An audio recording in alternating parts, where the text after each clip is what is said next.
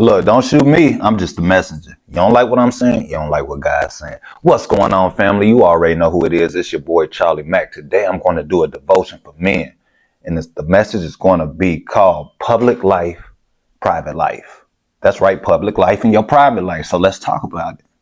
All right, so this message was stemmed from Luke 12, verse 1 and 2. And it says, Jesus turned first to his disciples and warned them, beware of the yeast of the Pharisees.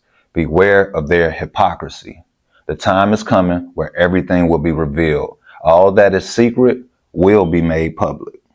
So let me start by saying this. A man's character and reputation should never be confused. A man's reputation is what people think he is, but his character is what God knows he is.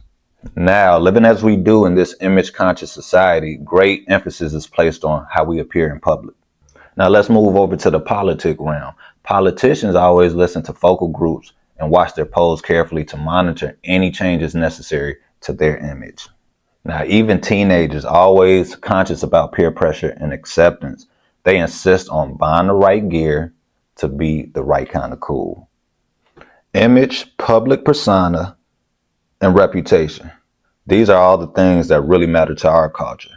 Now, what a man does in private, what he is in God's eyes, meaning your character, is not given much attention.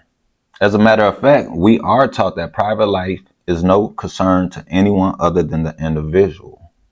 Now, Jesus knew full well that public image could be a projection of what is probably false. In fact, he had in front of him a clear example of this. So he warned, beware of the yeast of the Pharisees. If you look at chapter 12, verse 1 in Luke, it says, beware of their hypocrisy. What a lot of people don't understand is that Pharisees were masters of image, meaning they were well rehearsed at practicing a piety that was not a reflection of their inner reality. And Jesus had a name for it. He called it hypocrisy, meaning their lives were an act, a charade, and a travesty.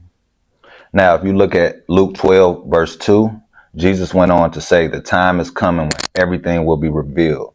All that is secret will be made public, and the barriers between private and public will be breached.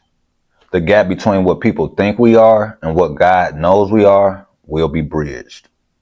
There will be no difference between private and public life. Everything private will be made public, and we will be known as fully as God knows us. So how should a man respond? That's a great question. My answer is he should be more concerned about how he appears to God than how he is viewed by people. Meaning what he is in private, which is his character, should always take priority over how he appears in public, which is his reputation. Now, please don't get me misconstrued. Reputation is not insignificant, but it can be inaccurate. For example, a lot of good people are given a bad name, while a lot of rebels are often praised to the skies. But it will not be like this in heaven. So to conclude this message, I want to say what the world needs are men of sound character who earns a solid reputation, meaning their character pleases God and their reputation pleases humanity. I hope this message was helpful to at least one person. I'll be back at you again tomorrow with another one. Until then, I need you to keep your head on a swivel. Love yourself and only help who wants to be helped.